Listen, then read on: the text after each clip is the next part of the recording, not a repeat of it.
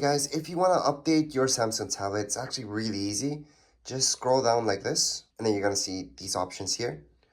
And on the top, you see this, that's for your settings. Tap on it, and all the way down, scroll all the way down, you're going to see for your software update. So again, that's down here below. It's going to say software update. Tap on it, and then last update, you're going to see this information, download and install, and we're going to check for updates. If you don't have any updates, don't worry about it, but most likely, if you're watching this video, you do. So go on, and you're going to see the update just being done. It's going to download, it's going to tell you how much it is. So this one's about 1 gig, almost 2 gigs actually. So that's going to take a while, but it all depends on your internet speed.